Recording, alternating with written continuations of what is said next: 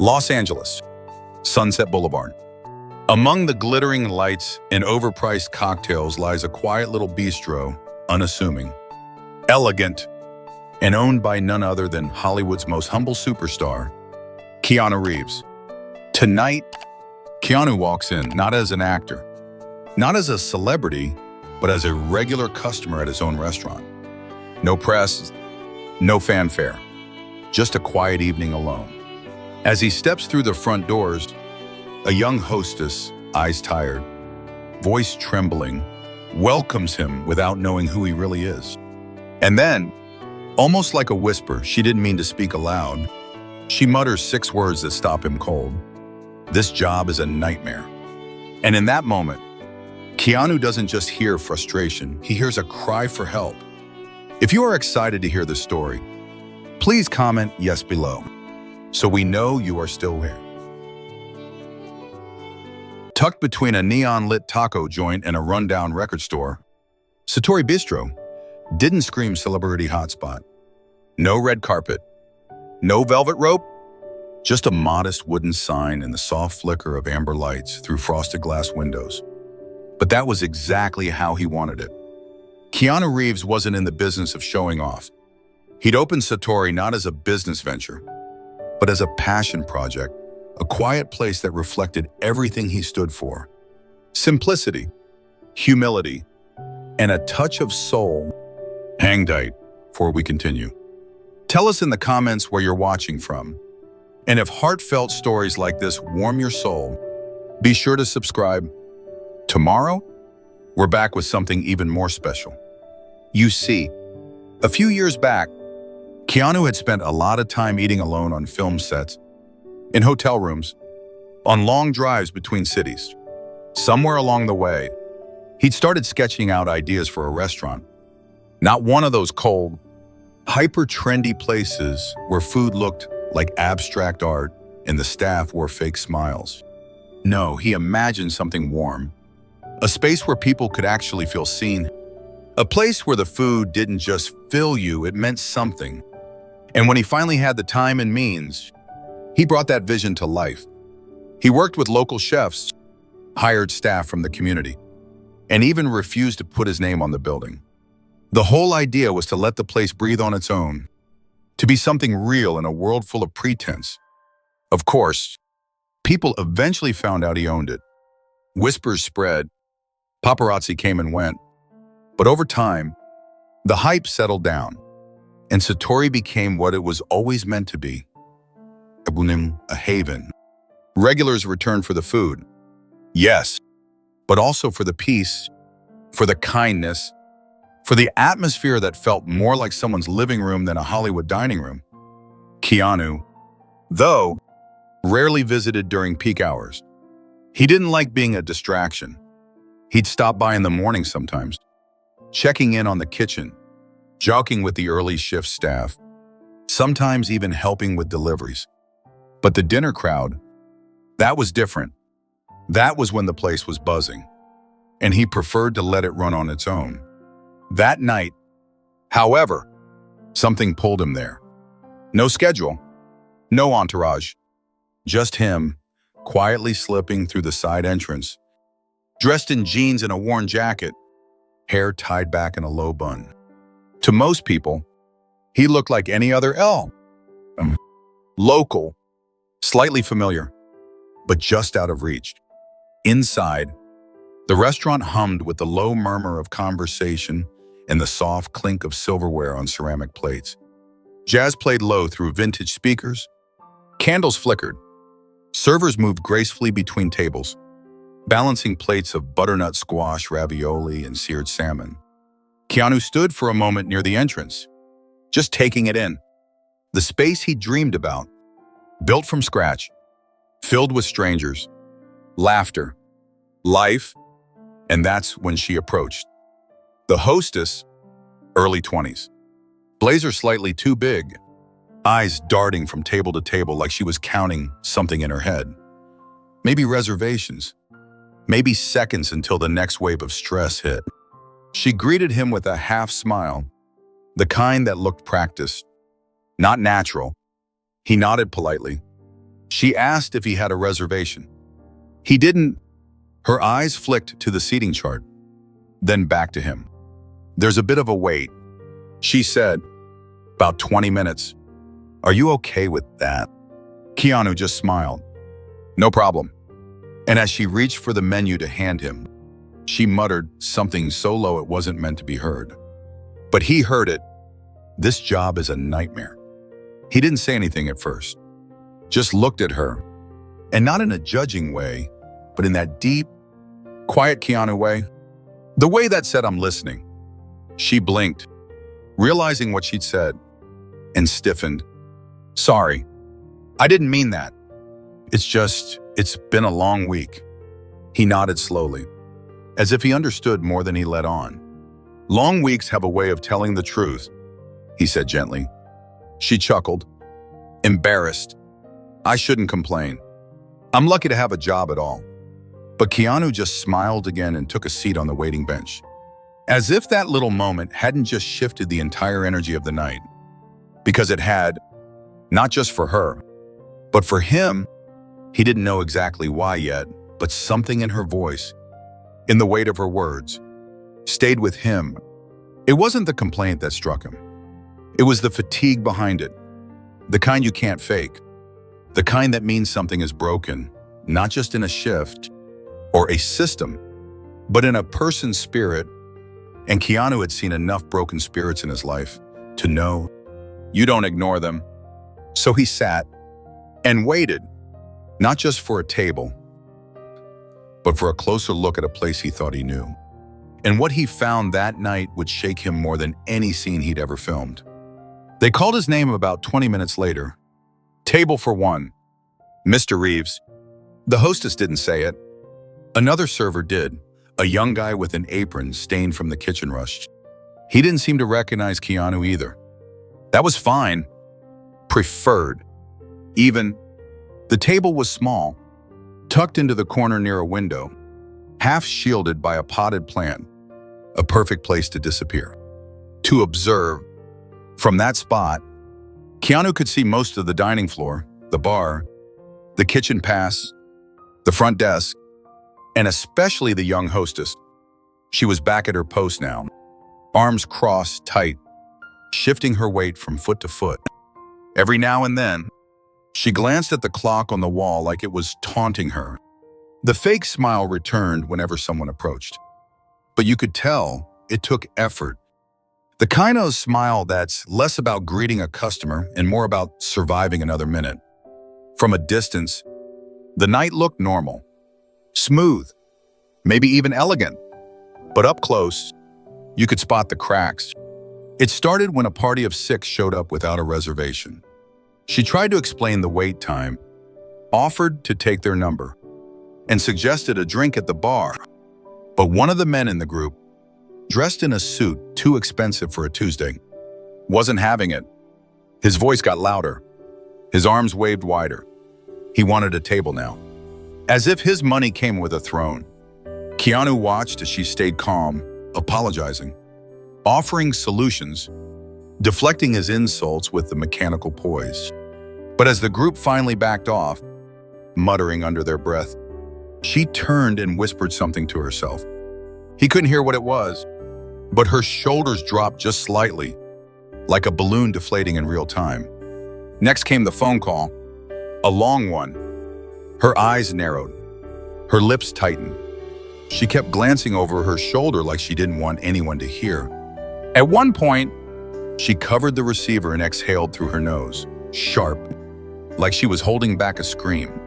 She hung up, ran a hand through her hair, and walked toward the bar to grab water for a waiting guest. Keanu caught her eyes briefly as she passed. For half a second, he thought about saying something, but he didn't. Not yet.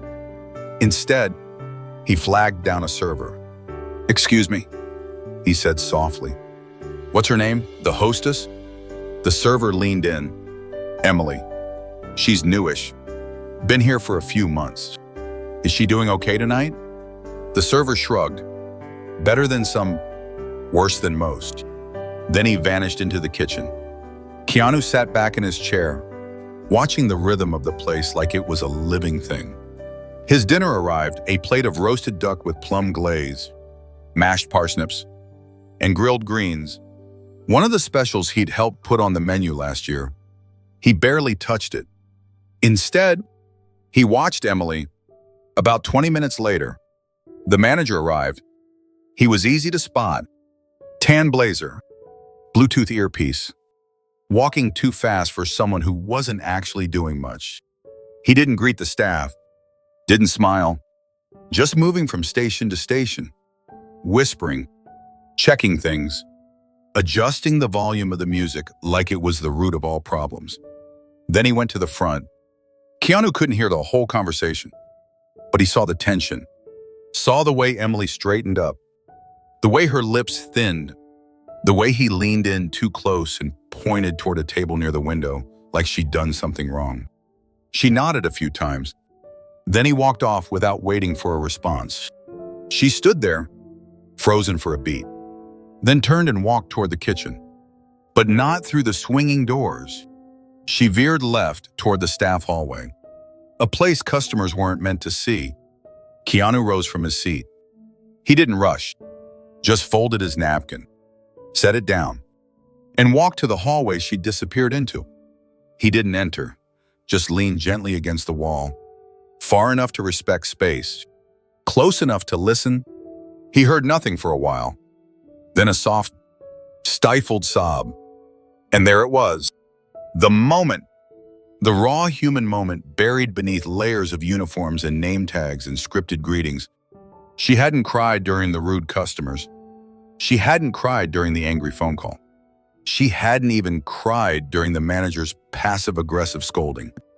But here, alone, behind the scenes, she let go, and it hit him harder than he expected. Because he'd hired people like that manager, trusted the structure to run itself, assumed kindness would trickle down. But now, standing here, listening to someone who just wanted to do her job without being crushed by it, Keanu realized something. Compassion doesn't scale. It has to be personal, intentional, vigilant. You can't set a tone once and expect it to last. You have to show up. You have to see people. He stepped back before she could spot him, walked slowly back to his table, sat down, and looked around at the restaurant he'd once believed was different. And maybe it still could be, but not without a reckoning. Tonight wouldn't end the way he planned. He wouldn't be finishing that duck. He wouldn't be slipping out quietly, unnoticed. Not this time, because tonight, something important had been said. 6 quiet words. This job is a nightmare. And someone finally needed to answer them. Keanu didn't leave. He could have. The easy thing, the safe thing would have been to pay the bill, not politely, and vanish into the night like a ghost. Let the restaurant continue running as it always had. Let the moment pass. But that's not who he was. Not anymore. Instead, he ordered a coffee. Black. No sugar. Something to sip slowly while the evening unfolded around him. From his seat near the window, he became a quiet observer. A shadow among shadows. What he saw wasn't chaos. Not at first glance. The staff moved efficiently. Plates were delivered on time. Glasses were refilled. Tables were wiped clean and flipped like clockwork. From the outside, it all looked polished, seamless, even. But Keanu wasn't looking at surfaces anymore. He was watching people. The busboy, barely out of high school, moved with robotic precision, but flinched every time someone raised their voice near the kitchen. Once, he accidentally knocked over a glass of wine, and Keanu noticed him freeze, not from fear of customer reaction, but fear of who might be watching from behind the scenes. The bartender, mid-30s, sleeves rolled, tattoos half hidden, smiled with charm. But every smile ended in a tired exhale. She leaned on the bar when no one was looking, rubbing her temple like she had a migraine but couldn't afford to admit it. Did this story leave an impression on you? Type yes in the comments if it did. Let's see how many hearts it reached. And the servers? They wore invisible armor, smiling, apologizing, offering substitutions and suggestions with forced cheer. But beneath that cheer, there was a kind of weariness that felt trained, like it had been drilled into them by routine, not by joy. Then there was Emily. She'd returned to her post eventually, eyes slightly puffy, smile slightly dimmer. She avoided eye contact with customers, with coworkers, with herself. Maybe, but she worked, checked reservations, greeted guests, directed traffic between tables and bar seats and waiting lists. Always moving, always aware, like someone trying not to drown in a pool of shallow water, so close to air, but never quite able to breathe. Keanu knew that feeling, more than he liked to admit. So he sat and watched. It wasn't about playing the hero. It wasn't about fixing things. That wasn't his style. You don't fix people. You listen to them. So that's what he did. He listened. To the forced laughter at table 12, to the snippy instructions barked out by the manager near the bar, to the phone call a server took in the hallway, whispering something about their rent being late again, to the unspoken language of exhaustion, the slumped shoulders, the sighs disguised as deep breaths, the nervous glances toward the back office every time the manager passed by. Satori Bistro was beautiful on the outside. The food was still excellent. The playlist hadn't changed. The candlelight still flickered the way he'd envisioned it. But the spirit, that had shifted somewhere along the way. The warmth had cooled. The soul of the place, its heartbeat, had slowed to a corporate rhythm. One where labor was pushed, smiles were mandatory, and stress was just part of the ambience. It wasn't a disaster. It wasn't falling apart. That's what made it dangerous. Because suffering in silence is harder to spot than screaming. And in this silence, a team of good people was quietly burning out. Keanu took another sip of coffee. His mind wasn't racing. It was steady, clear. He hadn't come here tonight to run diagnostics on his restaurant. He hadn't expected to find a leak in the foundation. But now that he'd seen it, now that he'd felt it, he couldn't walk away. He wouldn't barge in and start making speeches. That wasn't his role. But something had to change. And change, he knew, never started from the top down. It started with one person seeing another, truly seeing them and choosing to care. Tonight, he saw Emily. And behind her, he saw the others. And now, something inside him had shifted. 2. It happened near closing. The last customers were sipping dessert wine. Dishes clattered softly in the back. The bar had thinned to 2 quiet regulars. The playlist was winding down with a slow, smoky saxophone tune. And Emily, she was leaning against the hostess stand, rubbing the back of her neck like it hurt to hold her own head up. That's when Keanu stood and walked over. No grand entrance, no sudden shift in the air. He just approached her like one person approaches another, human to human.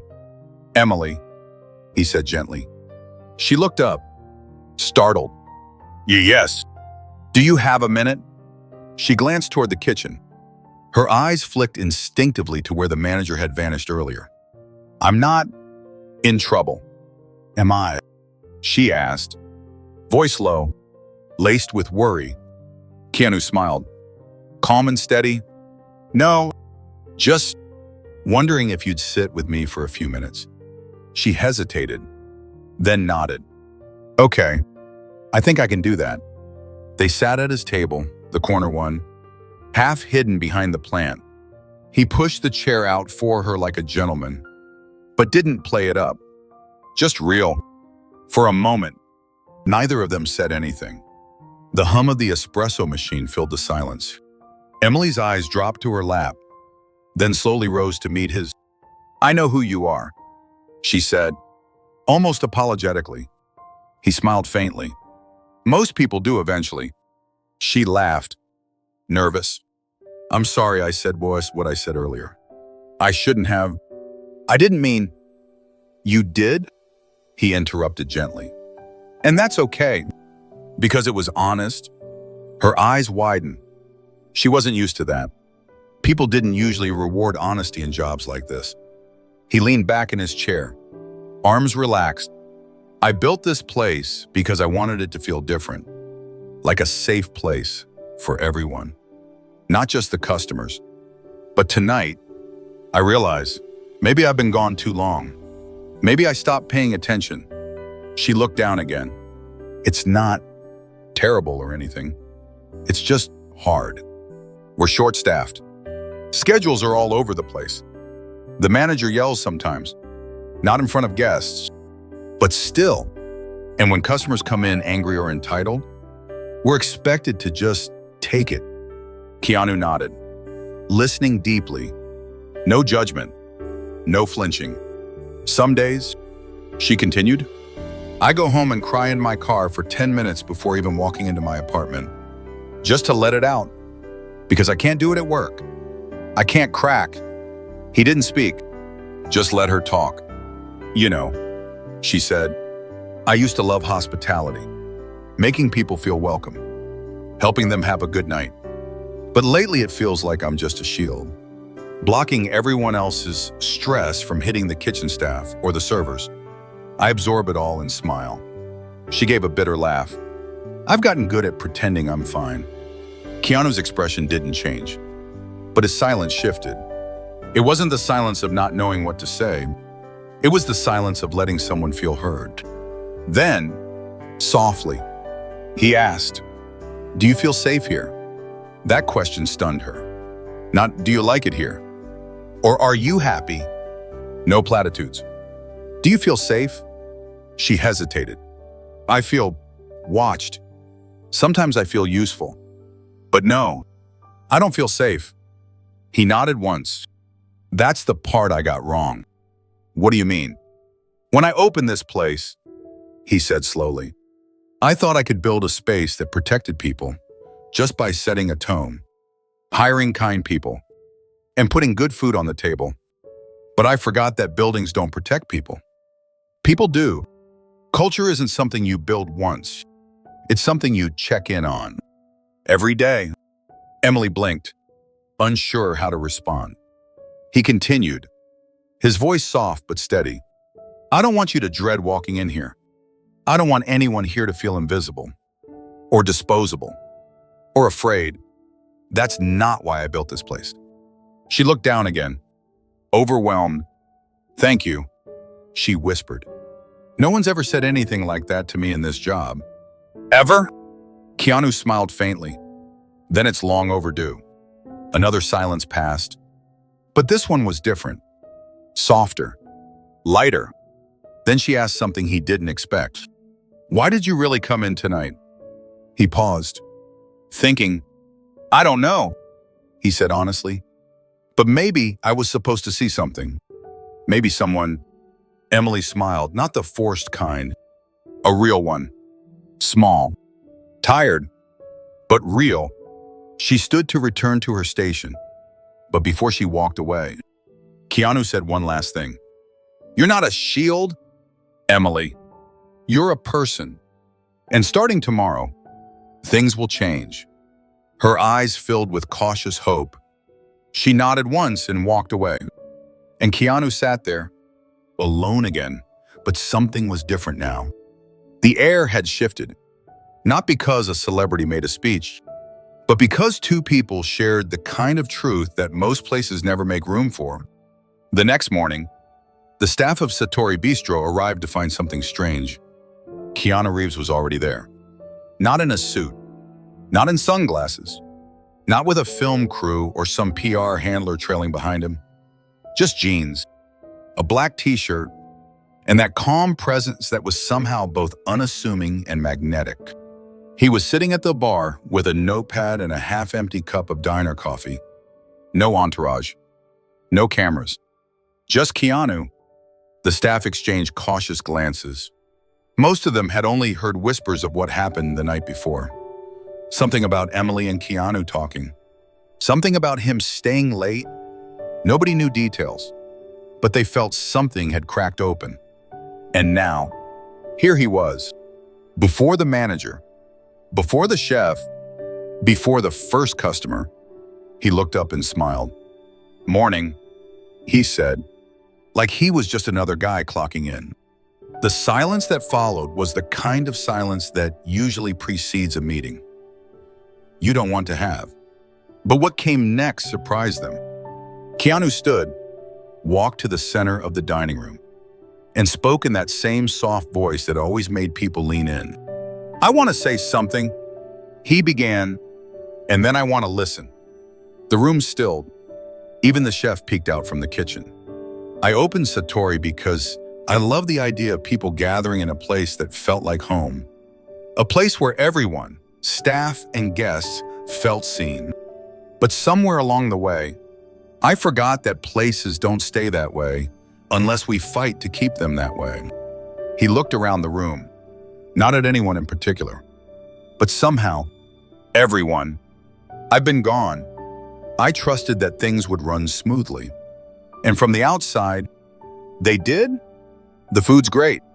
The lights are warm. The reviews are solid. But what I saw last night, what I felt, was something else. He paused. People are hurting. People are tired. Some of you don't feel safe to speak up. And that's not okay. Still no one moved. Some looked down. Others looked directly at him, waiting. "So starting today," he said, "we change that." He reached into his notepad and pulled out a short list. Simple items. A monthly anonymous staff check-in. Emergency coverage support for burnout days. Conflict resolution handled with dignity. Not discipline. Paid mental health hours. And most importantly, an open-door policy with someone who actually listens. None of this is revolutionary, he admitted. But it's a start. A few staff members nodded. Slowly. Uncertainty. Like they wanted to believe, but didn't know if it was safe yet. Then Keanu added something unexpected. "For the next 2 weeks, I'll be here every morning. Not as an owner. Not as Keanu. Just part of the team. I'll bus tables. I'll wipe the menus. I'll make coffee if someone teaches me how to work that machine without blowing up the place." That earned a few smiles. But mostly, I'll listen. Because if this place is going to be different, it has to start with me. And it has to start now. No one clapped. This wasn't a movie. But something real passed through the room. A breath. A shift. For the first time in a long time, the staff didn't feel like accessories to a brand. They felt like people again. People who mattered. Emily walked in late, still a little disoriented. Her shift wasn't supposed to start for another hour. She hadn't planned on coming in early. But someone had texted her, "He's here. You should see this." When she stepped into the bistro, Keanu looked up, and for a brief second, everything else fell away. Their eyes met, not in a romantic way, not in a dramatic, scripted way, just in a deeply human way. Like two people who had survived something invisible and were now standing in the aftermath, ready to rebuild. He nodded to her. She nodded back. And for the first time in weeks, maybe months, she felt something loosen in her chest. It wasn't fixed. Not yet. But something had started. Later that day, customers came and went as usual. Plates were served. Drinks were poured. But beneath the surface, things were different. Staff laughed, genuinely. Mistakes weren't met with panic. The manager seemed quieter, watchful. And at the center of it all was a man wiping down a bar table, smiling at nothing in particular, blending in with the rhythm of a place, finally remembering what it was meant to be. Not just a restaurant, but a haven. And in the quiet hum of the dinner rush, you could almost feel it. The soul of Satori was waking up again. If this story moved you, don't forget to like the video and subscribe for more powerful, real-life narratives. Your support helps us keep telling the stories that matter.